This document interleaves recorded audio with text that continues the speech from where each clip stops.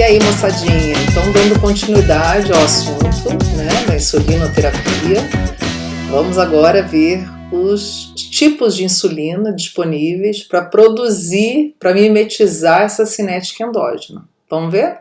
Então vem comigo. E aqui o que acontece? Então a gente não pode ter só um tipo de insulina. E essa insulina não pode ser administrada uma vez só, ao dia, né? Já que a gente come várias vezes ao dia. Então a gente tem que imaginar que a seringa que administra a insulina é como se fosse um pâncreas que você utiliza para jogar a insulina dentro de você. Tá? É claro que a circulação dessa insulina vai ter até um perfil diferente, né? Da cinética de distribuição, principalmente. A gente vai falar disso. Então é o seguinte, gente. Então a gente vai ter basicamente dois tipos de insulina, olha só. As insulinas que a gente chama de prandiais, tá? E as insulinas que a gente chama de insulinas basais. Então, o nome já diz, ó. Então a gente tem lá a cinética de secreção endógena, como a gente já falou, né? Bifásica. Então a gente sabe que quando entra o açúcar, então aqui ó, a glicose, né? Entrou, a gente vai ter insulina sendo secretada, né? Então a insulina é secretada intensamente, quer dizer, após a carga glicêmica a gente tem secreção de insulina, que é o que a gente chama de insulina pós-prandial, né? Uma insulina que vai responder de acordo com a entrada da carga energética no organismo, né? Com a alimentação vai fazer isso também, então a gente vai ter essa secreção, esse pico inicial de insulina. Então as insulinas prandiais, elas vão ser utilizadas justamente para produzir esse pico, tá? Então essas insulinas, gente, normalmente elas vão apresentar diferença principalmente quanto ao tempo de ação. Então as prandiais, elas precisam ser rápidas. Então a gente vai ter as insulinas prandiais ultra rápidas e a insulina prandial rápida, que a gente vai ver que é a regular. Então a gente vai ter essas insulinas sendo utilizadas normalmente um pouco antes da refeição ou imediatamente após a refeição, tá? Para produzir justamente esse pico no sangue, né? Lembrando que essa concentração é plasmática. E as insulinas basais, elas vão auxiliar numa segunda fase e também na manutenção do nível basal aí de insulina no organismo, quer dizer, ter alguma coisa de insulina circulando para segurar também aquela glicemia que acontece durante o jejum, produzida por reações hepáticas, né? Gliconeogênese, glicogenólise e tal, que a gente já falou. Então, as insulinas basais, gente, que vão manter esse nível basal de insulina circulando, elas têm um tempo de ação que são classificadas como intermediária, tá? E a gente tem umas que são de longa duração ou longa ação, que duram mais tempo no organismo. Então a gente vê que a farmacocinética, principalmente no que envolve absorção, distribuição dessas insulinas, é que vai ser diferente, tá? Então o que acontece, gente? Essas insulinas, desses tipos que a gente está vendo aí, elas vão ter moléculas diferentes. Então, a insulina que a gente produz, ela é o protótipo, ela é o exemplo, ela é o molde. E aí, a ciência, a indústria farmacêutica e tal, foram desenvolvendo insulinas a partir da nossa, mudando alguns aminoácidos, principalmente, e principalmente da extremidade aqui final da cadeia B. Alterando esses aminoácidos, eles viram que eles conseguiam mexer com esse tempo de absorção e de distribuição da insulina. E assim eles poderiam determinar o tempo de ação. Então, por exemplo, olha só. Aqui eu tenho essas três primeiras aqui, ó. Então aqui a nossa insulina, né? Aqui é produzida na nossa célula beta. A indústria então pegou essa molécula de insulina e fez o quê? Fez alterações. Então a gente tem, por exemplo, essa aqui chamada de lispro. Houve uma alteração aqui entre esses dois aminoácidos, ó. Prolina e lisina. Houve uma inversão. E aí formou a palavra lispro e eles deram esse nome para insulina, que faz todo sentido. Aqui é pró e lis, tá vendo? Eles mudaram para lis e pró. Essa mudança fez com que essa insulina, ela se agregasse menos, quer dizer, formasse menos dímeros, ficasse mais na sua forma de monômero, e isso facilita o que, gente? A absorção, né? Se ela está sozinha, uma moléculazinha só, ela é mais rapidamente absorvida Quer dizer, mais rapidamente ela cai onde? No sangue, e mais rapidamente ela é distribuída. Então a ação dela vai ser muito rápida. Por isso que ela é considerada uma insulina ultra rápida, tá? A asparte teve uma substituição aqui no aminoácido, ó, no B28, né? Então o B28 é essa treonina, essa prolina, desculpa, que foi mudado por um aspartato, tá? Um ácido aspartico. Isso também fez com que essa insulina também se agregasse menos, formasse menos agregado, quer dizer, menos dímeros, e ela fica mais na sua forma unitária de monômero e assim ela é absorvida mais rapidamente. E a glulisina também a gente tem algumas substituições aqui na cadeia B, na porção mais inicial, né, aqui no aminoácido no B3 e no B29. Também foi substituída aqui no B3.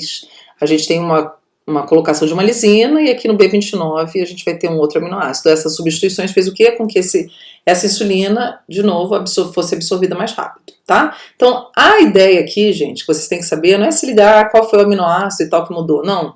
É entender que essas substituições tornaram essa molécula mais fácil de ser absorvida, porque elas formam menos dímeros, menos agregados, e mais fácil de ser distribuída. Então, mais rápida a ação dela.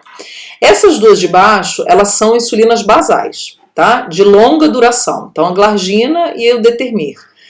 O que tem aqui? Ó? A glargina, eles alongaram a cadeia B. Então, botaram mais aminoácidos aqui na cadeia B. Isso tornou a molécula maior, portanto, mais difícil de ser absorvida. Além disso, a glargina ela forma dímeros, ela é mais facilmente dimerizada. Então, ela fica mais unida com outra molécula e isso também faz com que ela seja absorvida mais lentamente. A determir, eles colocaram isso, eles tiraram o aminoácido 30, o B30 da cadeia B, né, o último, e botaram o ácido graxo, que é o ácido mirístico. Esse ácido graxo, gente, ele vai fazer com que a molécula também fique maior, portanto, mais difícil dela ultrapassar as barreiras biológicas, demora mais tempo. E além disso, esse ácido graxo tornou essa molécula aumentou a afinidade da molécula pela albumina. Então ela acaba ficando agregada à albumina e assim ela vai sendo distribuída muito mais lentamente. A albumina vai formar como se fosse um reservatório para essa insulina, né? Enquanto ela estiver grudada na albumina, ela não vai para o tecido alvo, ela fica circulando. Então a albumina vai soltando essa insulina aos poucos no organismo para que ele chegue no tecido alvo, tá? Então faz com que essa insulina ela dure mais tempo na circulação. Tá ok, gente?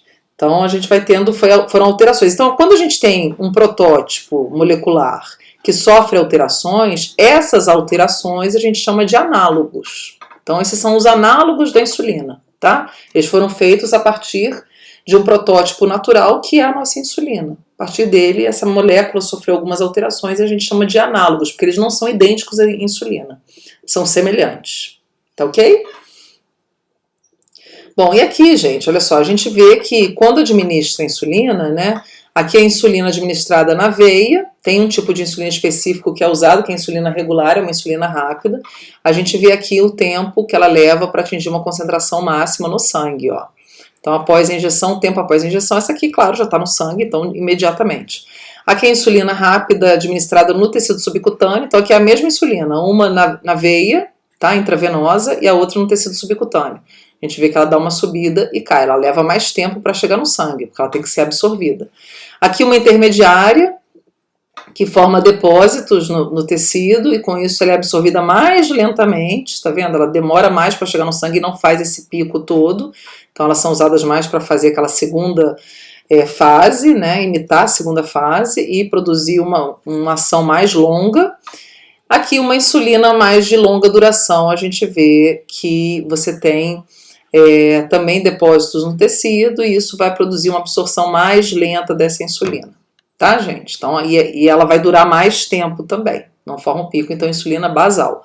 Aqui várias insulinas mostrando, então muitas vezes você tem combinação entre elas, a gente vai falar um pouco disso também, e aí você consegue produzir picos diferentes, quando várias insulinas diferentes são administradas juntas, uma rápida, por exemplo, com uma intermediária, tá? Então você vai ter picos diferentes aparecendo. A gente vai falar mais disso depois. Bom, então a via de administração via subcutânea, né? A gente já falou um pouquinho disso.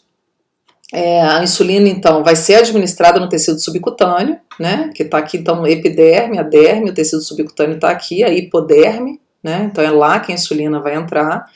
E aí, para fazer essa administração, gente, normalmente são feitas pregas no tecido. Isso tudo é para evitar que a insulina seja administrada no músculo, que vai trazer alterações na distribuição, ela vai ser absorvida muito mais rapidamente, e aí você não vai ter um bom controle glicêmico por conta disso, porque o músculo ele é mais irrigado, tem mais fluxo sanguíneo, então a absorção é mais rápida. Então, normalmente se faz uma prega e faz uma inclinação da agulha em relação à superfície da pele de 45 graus. Ou pode ser feito também em 90 graus, tá? Dependendo do tamanho dessa prega, da altura dela. Então, pode ser administrado em 90 graus também. E também para evitar que você faça administração intradérmica, né? Que também não é o ideal. Aí vai demorar muito para essa insulina chegar na circulação sanguínea.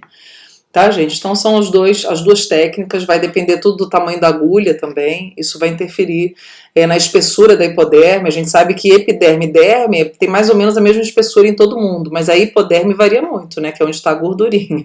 Então a gente pode ter uma variação grande de indivíduo para indivíduo. E a gente tem alguns locais de aplicação que são utilizados, né? Então a gente tem abdômen, a região do abdômen é a mais usada. Depois a gente tem na região dos braços, principalmente na porção posterior, tá? A gente vai ter na região dos flancos também, aqui um pouquinho acima das nádegas, na própria nádega também pode ser usado, e nas coxas, tá? Porção posterior, aqui tá mostrando anterior, mas menos, usa mais na porção posterior. Mas onde normalmente os diabéticos utilizam mais é nos braços, aqui porção posterior do braço, e no abdômen. E é importante o seguinte, é importante fazer rodízio dos locais de aplicação, para evitar um problema, uma complicação, um efeito adverso, vamos dizer assim, da insulinoterapia, que é chamado lipohipertrofia. Então lembra, a insulina ela estimula a lipogênese, e ela é administrada no tecido adiposo, subcutâneo, né? E aí a gente sabe que ela vai estimular a lipogênese daquele tecido. Se ela for administrada muitas vezes naquele local, você vai ter um aumento muito grande desse tecido adiposo e vai formar como se fosse alguns caroços naquele ponto. E isso pode prejudicar a própria ação da insulina. Então é interessante fazer rodízios de aplicação, né? Então não aplicar sempre no mesmo lugar. Então num determinado de manhã aplica no lado do abdômen, depois aplica no outro lado, depois aplica no braço, vai fazendo um rodízio para dar tempo até de cicatrizar aquele tecido. Ok, gente? Então essa primeira aulinha é uma introdução à insulinoterapia e a gente se vê no próximo vídeo. Até mais!